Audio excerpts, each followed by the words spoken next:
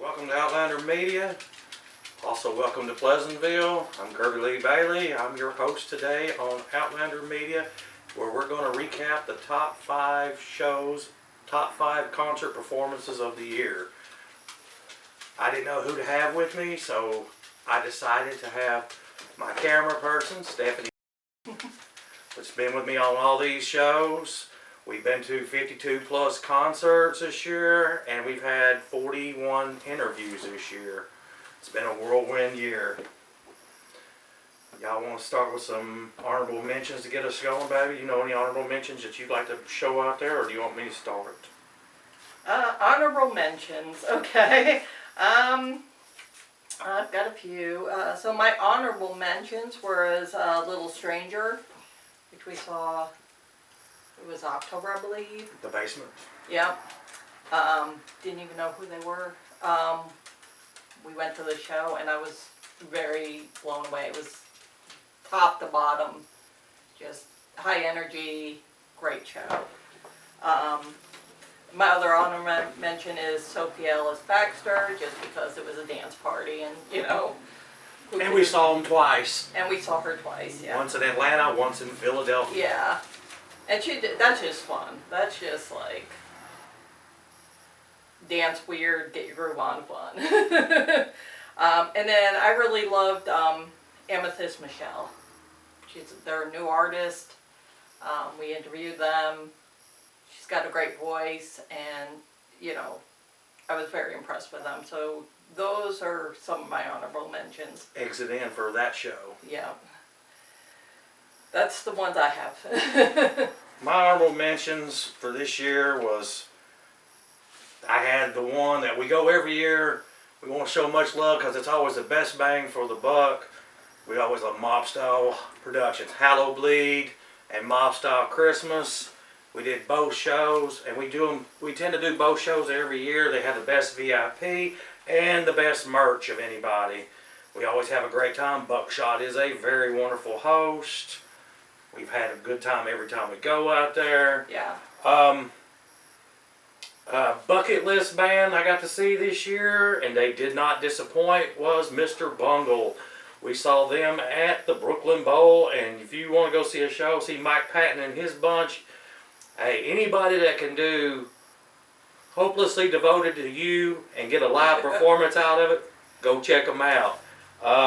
Another one, my pick for best food goes to Marathon Works with Daddy Dogs. If you go to Marathon Works, you've got to have a hot dog there and get it from Daddy Dogs. Catch a Rising Star. My pick for Catch a Rising Star, somebody I didn't have plans on going to see.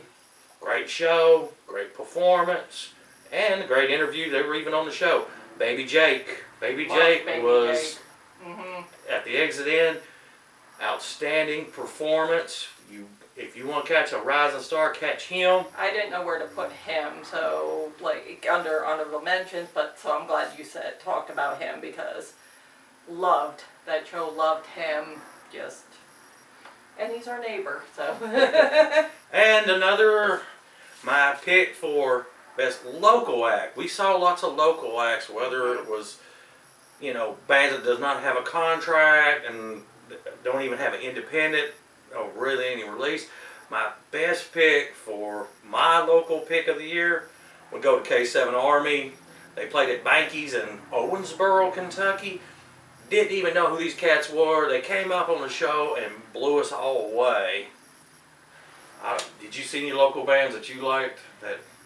K7 Army, they definitely blew me away. I loved Bury the Coffin on the same show. Like, the 3 bands that we ended up interviewing on that show were the ones that really kind of blew me away, and they were all on the same show.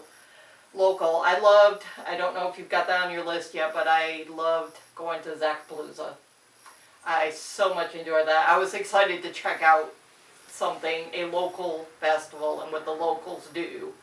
I loved, what were the names of the bands? Backhand Blue. And the one I can't say, right?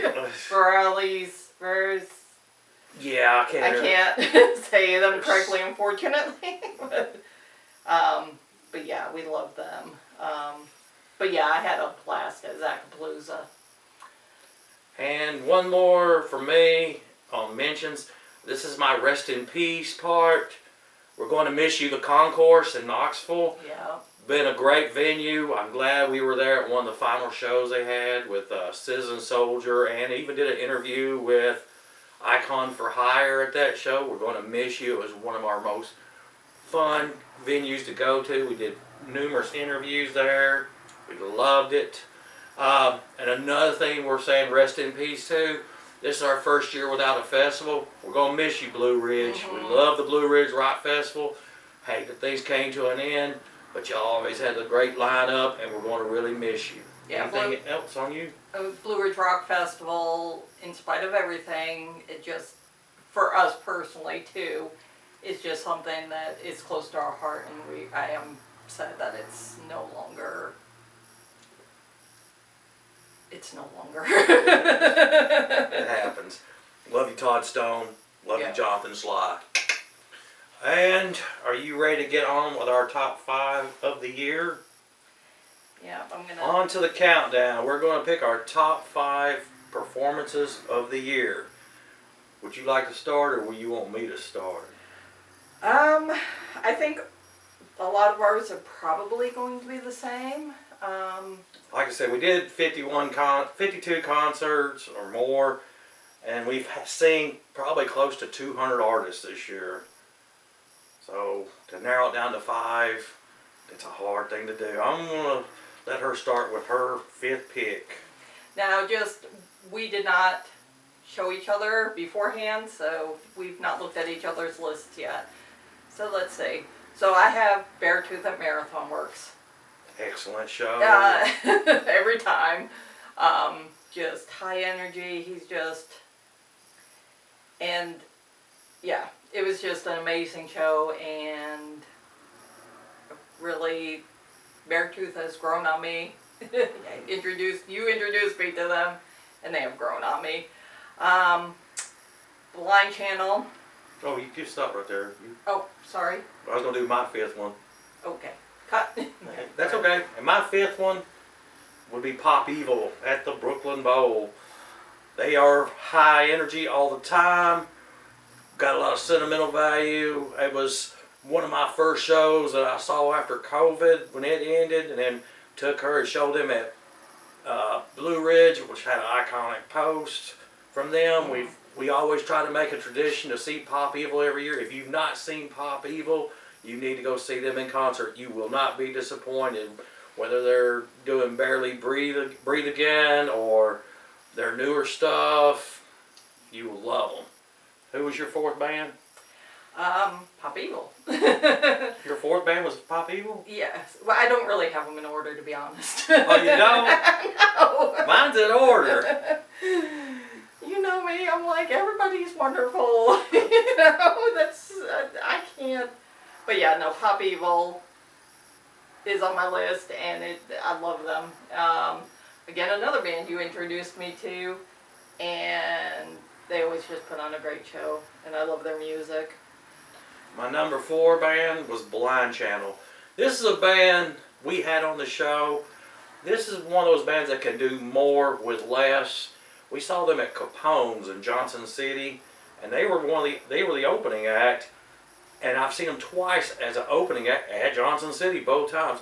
Would love to see them at an arena show. Mm-hmm. I tell you, these guys, whether they're doing Dead Zone, they even do a cool cover. I'm not going to name the band, but you'll know who it is if you ever see them live. One of the best bands performances. They're in sync. You will not be disappointed. Catch them anytime, anywhere. Blind Channel is also on my list. I've not really much to add on them. They just put on amazing, high energy act every single time. My number 3 band was Falling in Reverse. We saw them at the Franklin Amphitheater. When Ronnie cancels a show because they the people can't do what he needs to do, there's a reason. Because when you go to a Ronnie Radke show, you're getting a performance. I can actually say I've been on the asshole cam, which was a very cool concept. And he got pyro, he's got backstage performances, he will put on a show. He may not be one of the most liked people on social media, but he's one of the most entertaining shows you'll ever have. And one of my favorite albums of the year that he put out, finally, with his new album. They are also on my list. They're number 2 on mine, actually. Kind of same thing, you know, he's controversial, so, but, I mean, amazing music, he's always on point.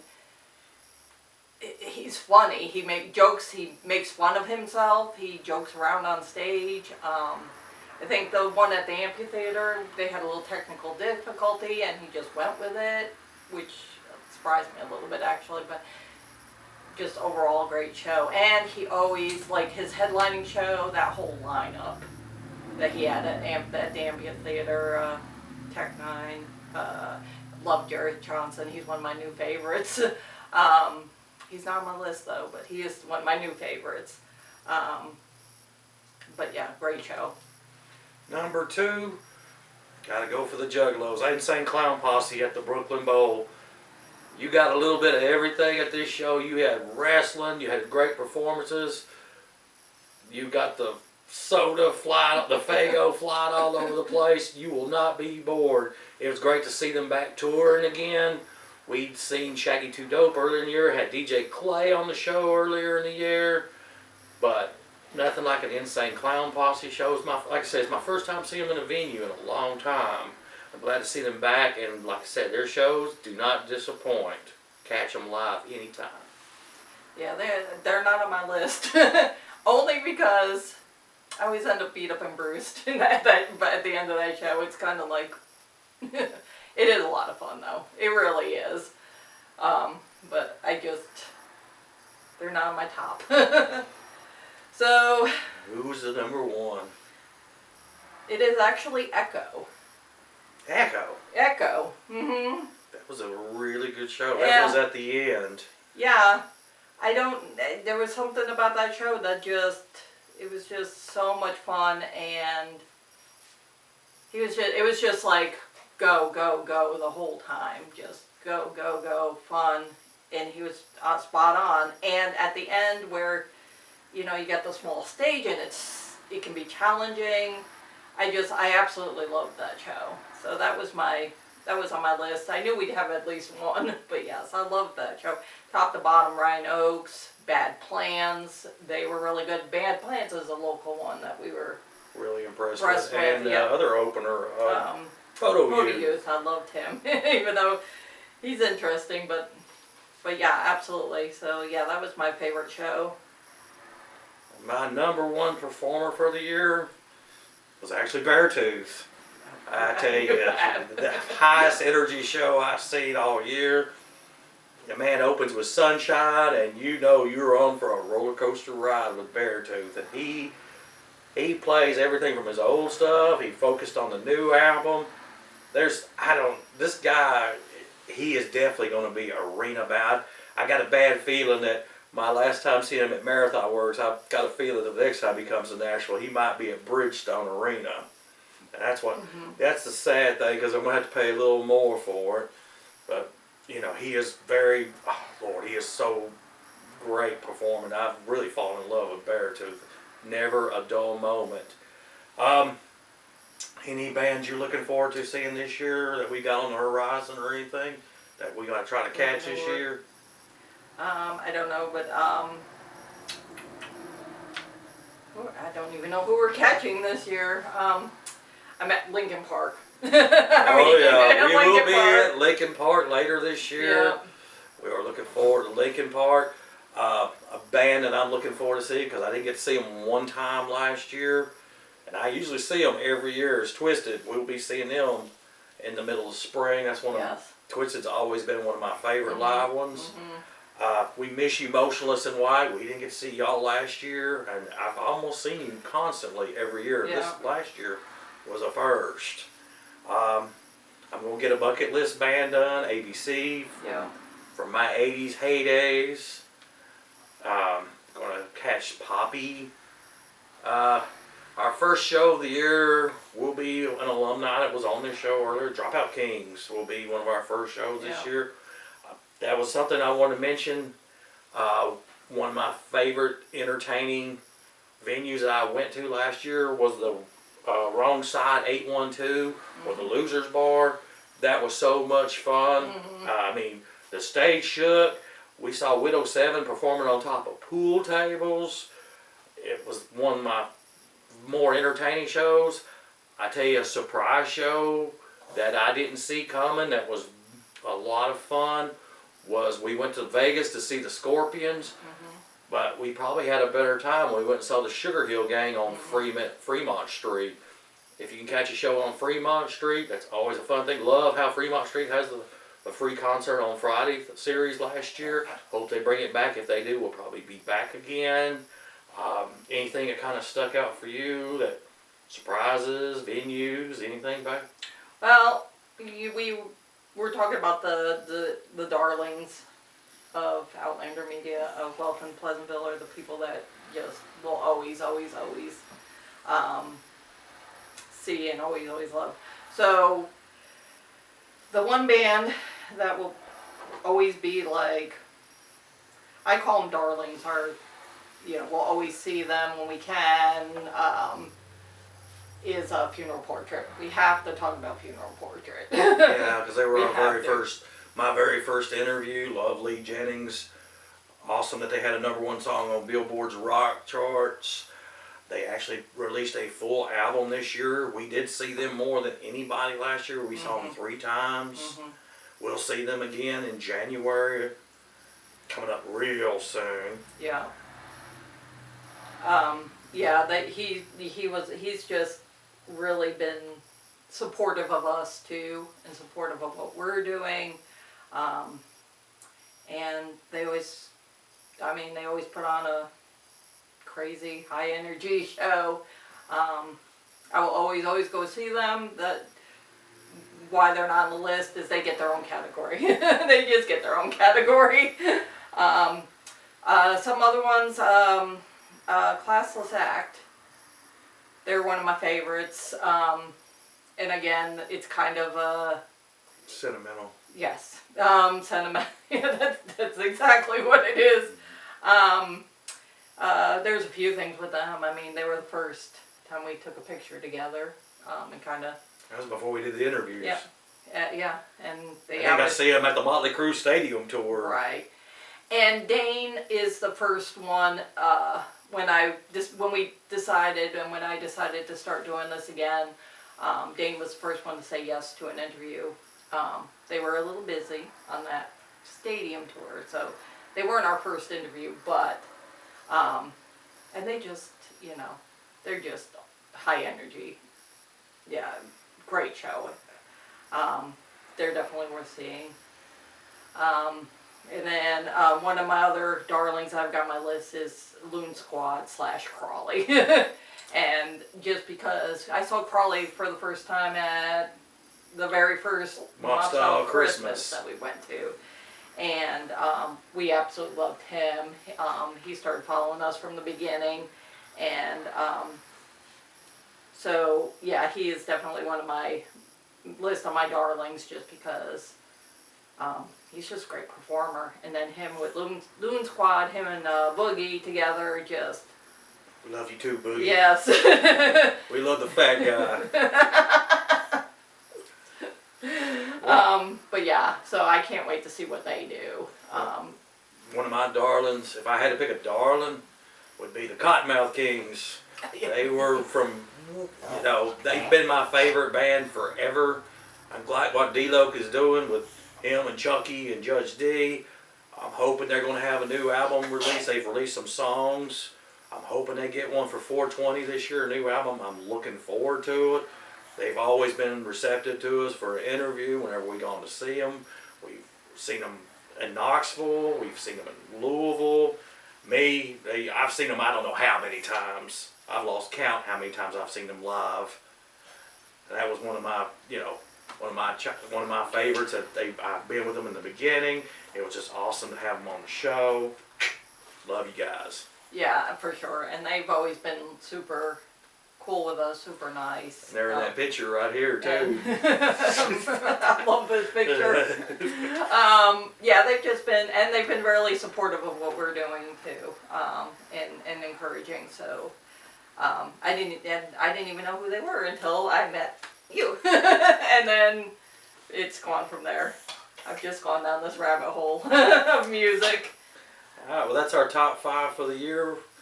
We appreciate y'all tuning in. Catch us soon. We'll be having our top 5 movies and top 5 horror movies coming up soon. Peace out. And here we go. We're getting ready to start with our top 5 horror movies of the year. Start, Steph, with number 5. So my number 5 was Heretic, the Hugh Grant movie, horror movie. Excellent movie. Huh? Excellent movie. Hugh Grant was like I said, he was not in his usual romantic comedy realm. He was outside his thing. He's now a horror villain. Yeah, it was a great performance by Hugh Grant.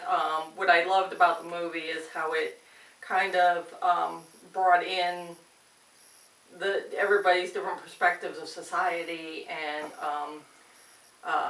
Christianity and biblical concepts, just kind of thrown into that movie, into a horror movie, and it kind of touches on all the societal norms, abnorms of what people think is right or wrong. So that's why I really enjoyed that movie. And it kind of sends out a warning to Mormons and Watchtower people whenever they come knocking on the next door. They might want to think twice before they knock on somebody's door. Right, right. My number 5 was Late Night with the Devil, which is awesome. It's throwback to the 70s. Real cool horror things.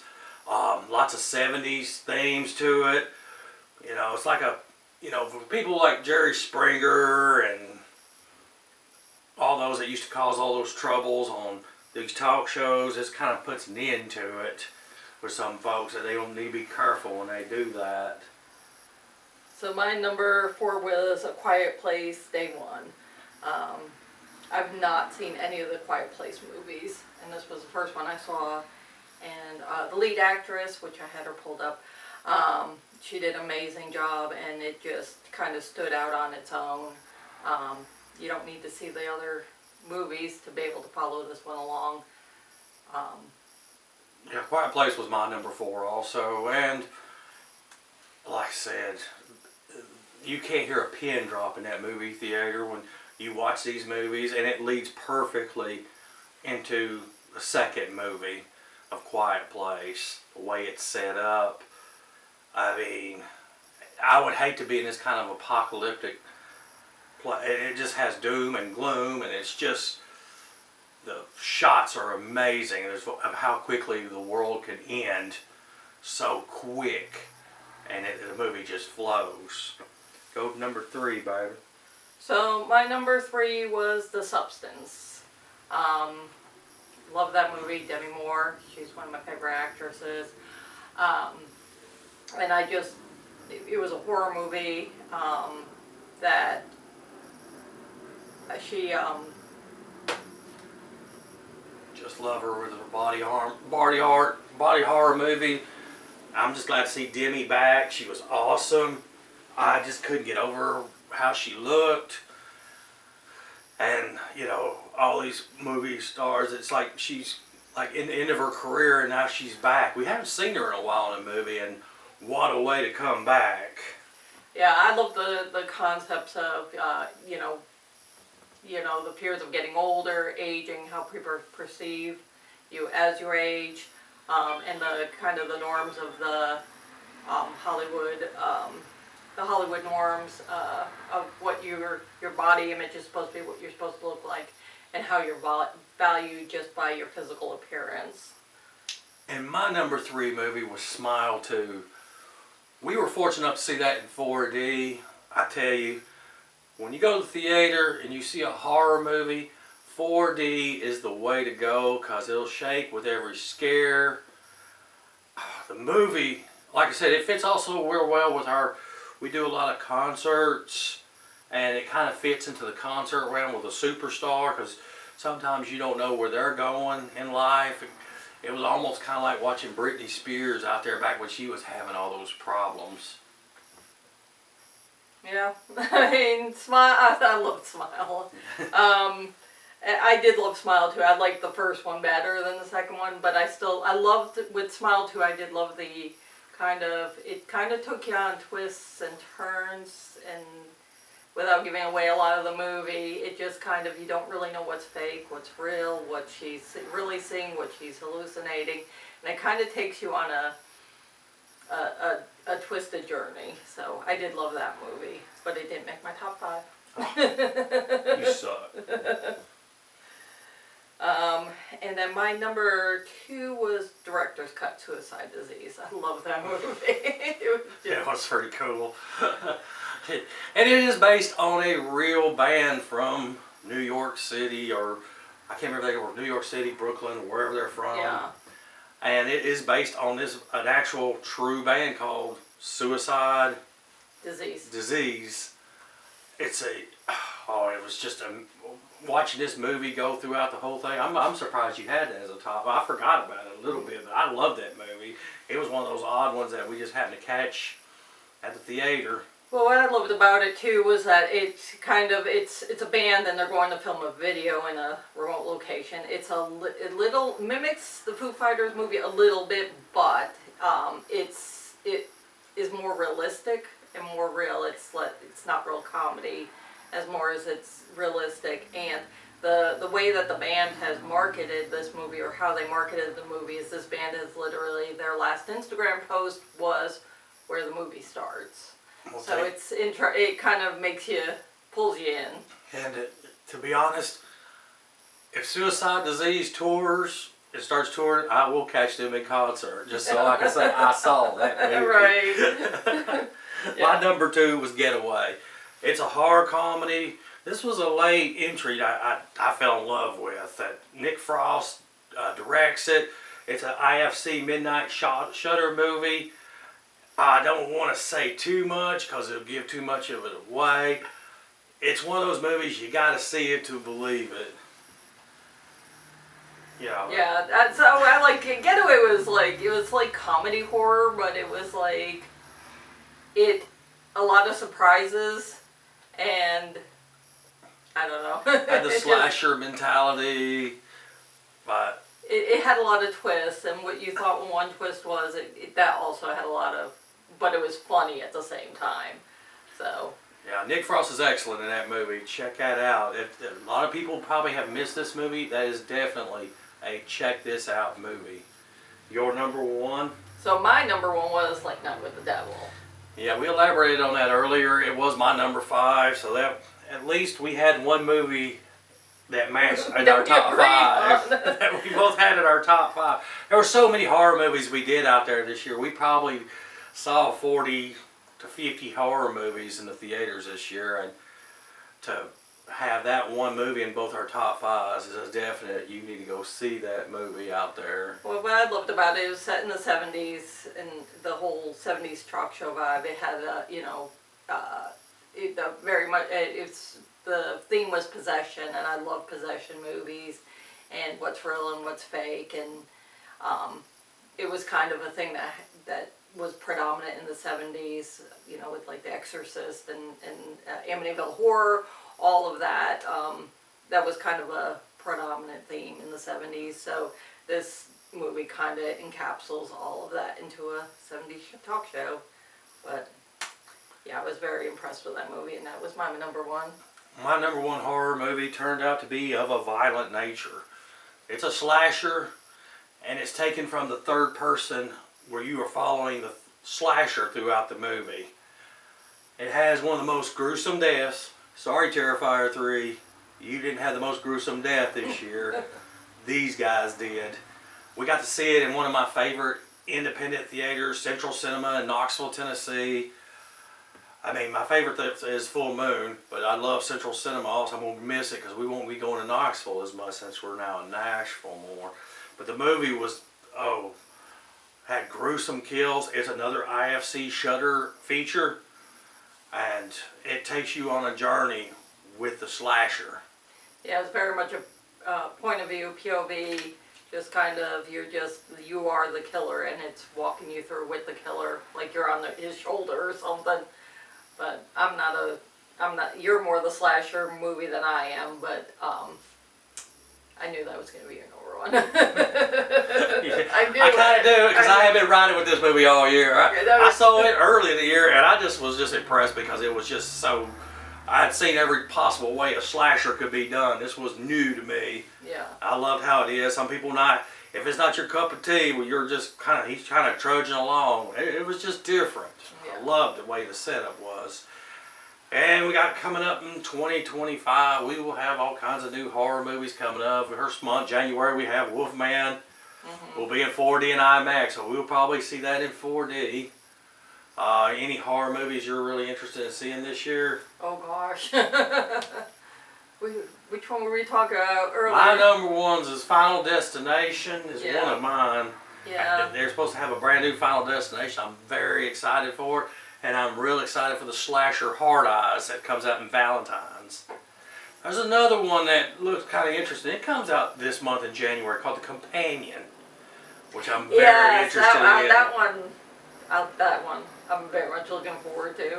And there's some other horror movies. Saw has a new entry coming in later in the year.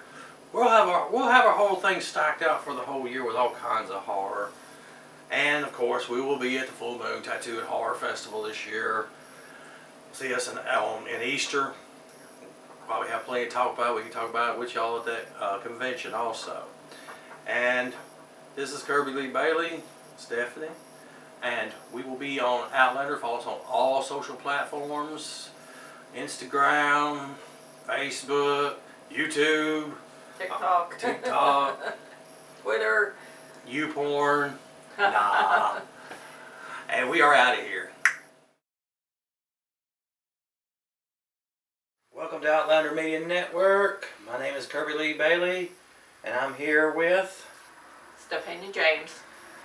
and we're getting ready to review and give you our top 5 movies of the year. We have seen over 100 movies this year. To be eligible to be in this countdown, not only did we have to see 100 movies, we had to see them all in the theater. If we didn't see you in the theater, you're not in the countdown. First, we're going to start with a few honorable mentions. One of my favorite honorable mentions was one of my favorite independent movies this year. Was Myth of Man. Very independent movie. Saw it at Franklin Theater. Silent film. Very good movie. Check it out. One very good production. Really good to see. We really enjoyed it. Did you like it? Yeah, Myth of Man is one of my honorable mentions. It's just a very good, very visual film. But it tells a really good story, and the effects are amazing, and yeah, we loved it. Another good honorable mention, I got 2 Savior movies that have really helped the movie theater. Deadpool vs. Wolverine, which became the #1 R-rated movie of all time in sales. And of course the independent movie Terrifier 3, which became the highest grossing sales for an unrated movie, which is an amazing feat, which had no advertisement due to it being an unrated movie. So if you didn't see it on the internet, you didn't see it anywhere for advertisement. I didn't include any horror in this category It whatsoever. doesn't matter. It's just movies in general. Yeah. So, my honorable mentions was Juror Number 2 is one of my honorable mentions. Great Clint it was- Eastwood movie. Yeah, and it just kind of made you think. It made you question a lot of things with our current system, I guess is the best way to say that. And then another one of my honorable mentions was Fly Me to the Moon. That was close to being in my top 5, but it didn't do well in theaters, I don't think, but I loved the movie. I loved the story. had Channing Tatum, so I mean, you know, you gotta. Speaking of Fly Me to the Moon, one of my other big honorable mentions that I really enjoyed this year, something new, the Monday Mystery Movie. Fly Me to the Moon was one of the movies we saw as a mystery movie. Mm-hmm. We even saw Gladiator 2, we saw Lisa Frankenstein. Check it out, Regal does it, AMC does it. The movie tickets are always cheap. You don't know what the movie is, and it's always on a Monday. Check your movie listings for that. You're missing a really good time. Another thing that I just didn't understand, a movie that got a lot of hate this year that I actually liked a lot was the Joker 2 movie. Don't know why it got as much hate it did. It was a very good movie. Check it out. Give it a little whirl. It's, you know, it's a real focus on mental health. And always remember, people complained about it. It's an Elseworlds type story in an alternate universe. So, you know, don't pass judgment on it until you've really seen it. I think coming from a mental health background that you and I have, in terms of working it, I think we have a better, I guess we were able to connect with it maybe more than someone who doesn't, but I agree with that. I did like the Joker too. And I don't know if you had any more honorable mention. I got one more honorable mention. If you had another one or anything. I have,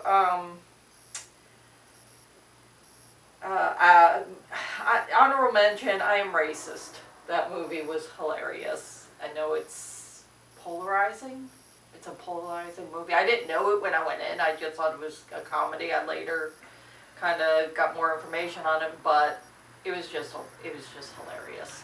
End of story. Another thing about I Am Racist, it was the #1 selling documentary of all time. So check that movie out. And one more final honorable mention I have is my top villain of the year of all these movies.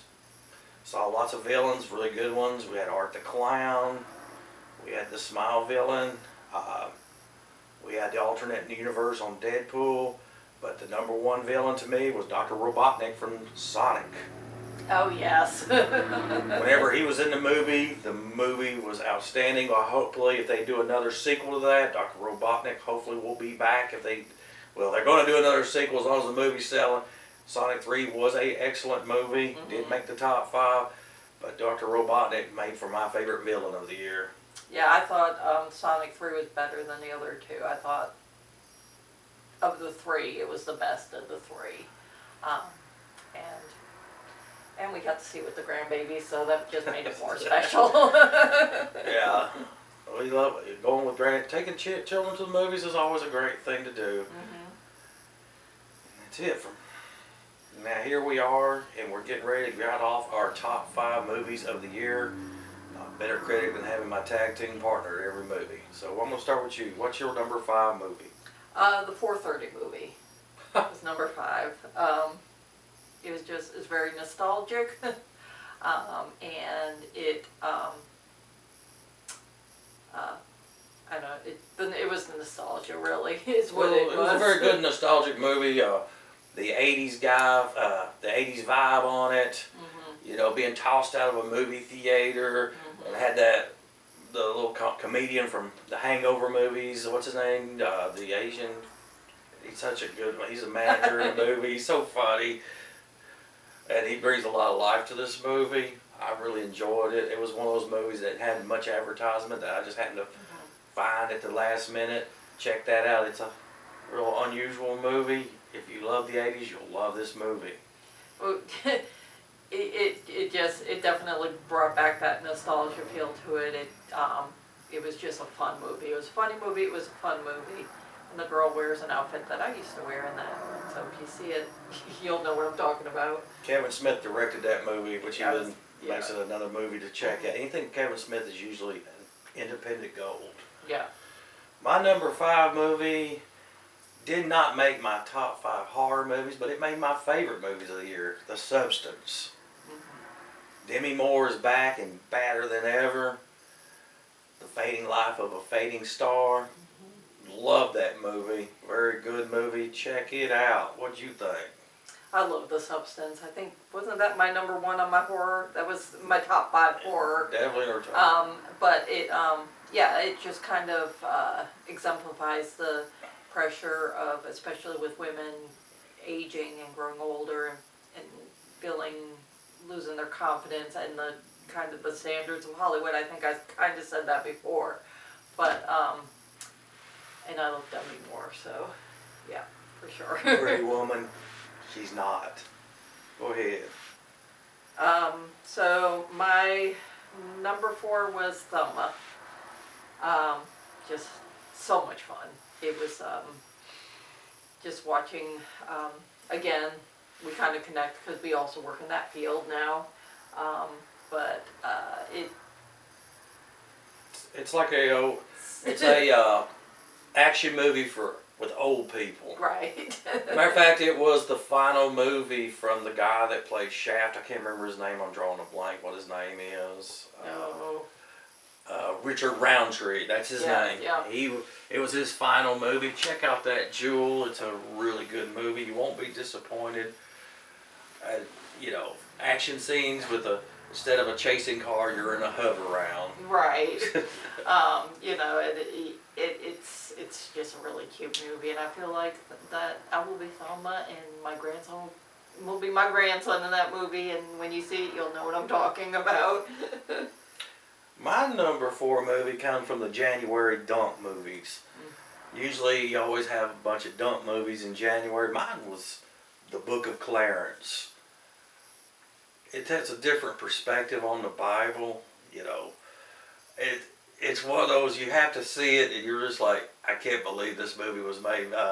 Mr. Doctor Strange, Benedict Cumberbatch is his name in it, was in this movie also. And the movie is just outstanding. Yeah, I did enjoy that movie. It's kind of, it almost to me was like a backstory to the main story, biblical story in the Bible. It's kind of that backstory or alternate story is how I took it. Like, it was coming from other people on the cross, like there was other people up there besides Jesus on the cross. Mm-hmm. Clarence was one of those people, according to this movie. Yeah. It's a real cool movie. You ought to check it out. Yeah. And go into it with an open mind. Right, correct. But it was good. They did a good job at kind of respecting that story, but making it entertaining. So where were we on? Number 3? 3, babe. Number 3. So my number 3 movie is the Snack Shack movie. Boy, Again, you're on the nostalgia I'm field. on the nostalgia train big time this year. It was just a cute movie. Again, and yes, it did, bring back, summers, me growing up. It brought me back there. And it was just... It's pretty much based on a movie with a couple of guys that decides to buy a concession stand at a local swimming pool. It's real cool how they do it. I enjoyed it. I try to, you go into it, it's like, really, it's, you don't want to, I try not to give up too much that way when you go into this movie. Mm-hmm. You'll really enjoy it. Like I say, the kids were buying this concession stand and trying to make money is what it was. And you know how those concession stands were back in the 80s, where it was $2 hot dogs and all this good stuff. Check it out. It's really worth a look-see. Yeah, it was a lot of fun, and it, it just brought back a lot of things that we did, and we were able to do, and we could do then that you wouldn't be able to get away with now. It's probably the best way to put that. Health department would have a field day with it now. Well, my number 3 movie is Thelma. I'm not going to talk much about it. We've already talked about it. We've already elaborated on it. Check it out. It's really worth a good look-see. Number 2, babe. Number 2. So I've kind of been back and forth between these, but I'm going with A Real Pain. A Real Pain is my number 2 movie. It's got Jesse Eisenberg in it and Kieran Culkin. Kieran Culkin, yep. And those are 2 of my favorite actors. And it's them going on their journey to their grandmother's house in Germany. No, Poland. Sorry. But it's based on that time, the Holocaust era. But you know, Check this movie out because Kieran Culkin will be nominated for a Best Yeah, for Supporting sure. Actor on this for the Oscar Awards. It's pretty much just a cool like buddy movie where they're going over, and Kieran Culkin pretty much will win, but will be nominated. I don't know if For he'll sure. win, but he pretty much steals the show in this movie as a supporting actor. Check it out; it's a real good movie. yeah, definitely. Heartfelt. It's like two cousins, and it just kind of implements just how a relationship starts between family and changes and grows and goes in different directions and crosses. It's a good story. My number 2 movie was a mystery movie at AMC, Kneecap, Oh, about the rappers from Ireland. Ireland. And they rap in Irish. This is an up and coming band, and I can't believe they've got a movie about them already. Kneecap was very funny. The guys were always on drug fueled binges through the whole movie. Very entertaining the way they presented it. You know, with their disc jockey, their DJ, the whole 9 yards. They are always, you know, it involves mafia, it involves clubs, the whole scene. Kind of fits us with our concert stories and all that. And I'm trying to catch Kneecap in concert at least Right. once. They did some festivals this past year. I've not been able to catch them live, but I will catch them one day. Yeah, I really loved the movie. I loved how it told the story, and it kind of had like a side story about Ireland and losing a native language. So that's kind of what caught me, but I really thought that was going to be your number 1. I can't believe that's your number 2. Well, you know, some things change here and there. It was one of my favorites, but it got number 2 on me. Okay, so then what is your number 1? What is your number 1? My number 1 was Civil War. I really enjoyed that movie. It just kind of touched on the realities of our current world situation and situation in the United States. And just the idea of following a photojournalist through and navigating through that story through photojournalism. And it was almost like old school photojournalism too, so it really just caught my attention, and they told the story really well. It gives you a reality check of what these photojournalists and reporters go through, that they put themselves in as much danger, and the only thing they're armed with is a camera. And you never know how stuff is going to go when you're on that side, and you know you got somebody with a gun in front of you. You don't know how it's going to go. So we always have 3 cheers for all these journalists out there. Yeah, for sure. So My number 1 movie, and Kneecap held it for a long time. Then here come Wicked, right here at the end. I loved Wicked. Okay. Loved Wicked. I mean, I kept, you know, the stars, the female leads.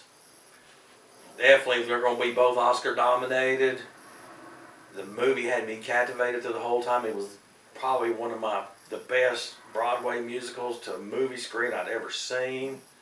I mean, I love the Broadway musical, but the movie presentation is outstanding. And there's going to be a part 2 next year. Can't wait to see it.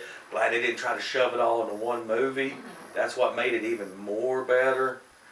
And the fact that it helped revive the people going to the movie theaters also. That was also a big thing on me. That was one of the biggest weekends that the movie theater had this past year. What'd you think?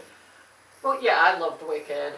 They didn't make my top 5 for some reasons, but you know, I've not seen the Broadway version of Wicked, which is surprising because I've seen a lot of Broadway shows, but that's not one I've seen. But I always, you know, when you adapt a Broadway show to film, sometimes it works and sometimes it doesn't.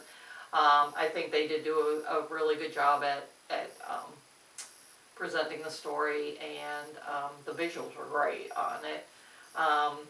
And yeah, I think the lead was amazing. Cynthia, I'm not going to be able to say her name right, so I'm not going to try it. But she was amazing. And even Ariana Grande, you know, she was good for that part. She fit the part, but But yeah, I did enjoy it, but it didn't make my top 5. And that wraps up our top 5, getting geared up for next year. I don't know about you. I got one movie on my list that I'm geared up for next year. Superman, July. Oh, yes. July Love my 11th. Mark Superman that on the movies. calendar. Mark it on the calendar. Guy Gardner's in it. Hawkwoman. Mr. Terrific. It is loaded. And it's made by the great James Gunn. If James Gunn's got his hands on it, you're usually going to have a good movie. And of course, Wicked Part 2. Well, yes. And that's Outlander Media Network. I'm Kirby. And this is Stefania. And we are out of here.